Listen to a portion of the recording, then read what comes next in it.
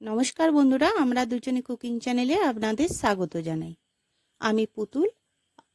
আজকে আবারও আপনাদের কাছে এসে গেছি একটি রেসিপি নিয়ে।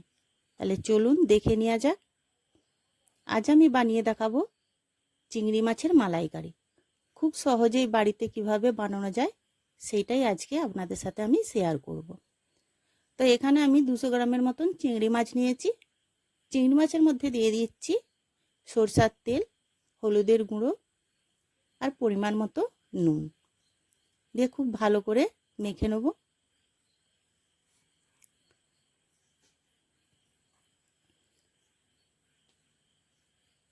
খুব ভালোভাবে মিশিয়ে নিয়েছি। এরপর আমি কড়ার মধ্যে দিয়ে দিচ্ছি সরষার তেল। তেলটা গরম হয়ে গেছে। এরপর আমি চিংড়ি মাছগুলো ভেজে নেব।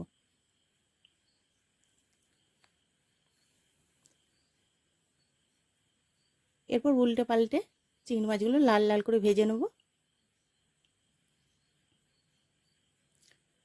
এখানে আমার চিংড়ি মাছটা ভাজা হয়ে গেছে। এরপর আমি তুলে নিচ্ছি।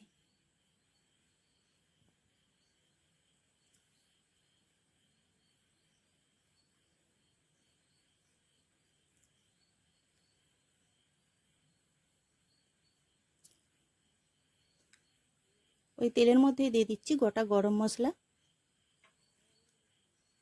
এরপর দিয়ে দিলাম পেঁয়াজ বাটা। 1 চামচ দিয়েছি পেঁয়াজের বাটা, দিয়ে খুব ভালো করে ভেজে দিচ্ছি লাল করে।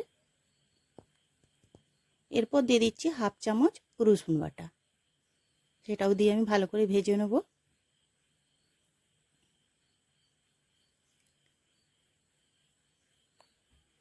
এরপর দিয়ে দিচ্ছি কাঁচা লঙ্কা বাটা। 4টে কাঁচা লঙ্কা বেটে রেখেছিলাম, দিয়ে ভালো করে ভেজে নিয়েছি। এরপর দিয়ে দিচ্ছি আদা বাটা। আদা বাটাটাও এখানে আমি 1/2 চামচ দিয়েছি। এরপর ভালো করে ভেজে নিলাম। এরপর এখানে মিশিয়ে দিচ্ছি হলুদের গুঁড়ো,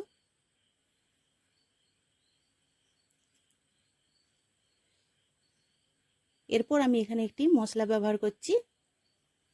এর মধ্যে আছে টক দই, পোস্ত বাটা আর কাজু বাদাম বাটা একসাথে দিয়ে খুব ভালো করে আমি কষিয়ে নিচ্ছি।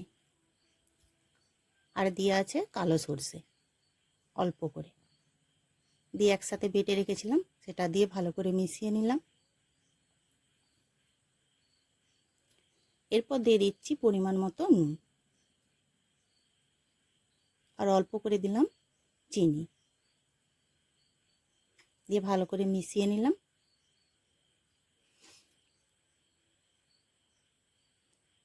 এরপর এখানে দিচ্ছি আমি নারকেলের দুধ। চিংড়ি মাছে নারকেলের দুধ না দিলে টেস্টফুল হয় না, সেই জন্য আমি চিংড়ি মাছের দুধটা দিয়ে দিলাম। এরপর এখানে আমি দিয়ে দিচ্ছি চিংড়ি মাছ। ভাজা চিংড়ি মাছটা দিয়ে ভালো করে কষিয়ে নিতে হবে। খুব ভালো করে উল্টে পাল্টে কষিয়ে নিতে হবে।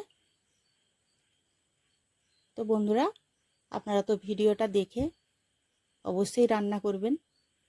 তো খেয়ে আমাকে কমেন্টে জানাবেন কেমন হয়েছে। আশা করি আপনাদের ভালো লাগবে।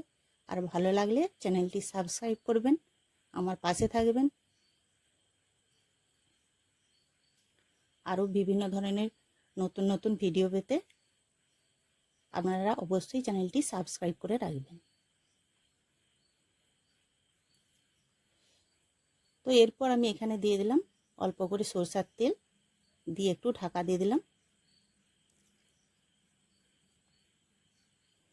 তো কষতে কষতে জল দিয়ে দিয়েছিলাম, তারপরে সরষার তেল দিয়ে একটু ঢাকা দিয়ে রেখেছিলাম।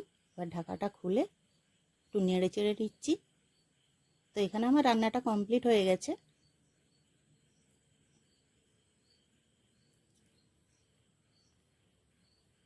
এই দেখুন কত সুন্দর লাগছে, দেখুন। শুধু দেখতে সুন্দর হলে তো হবে না, খেতেও টেস্টফুল। তাহলে অবশ্যই বাড়িতে বানাবেন চিংড়ি মাছের মালাইকারি।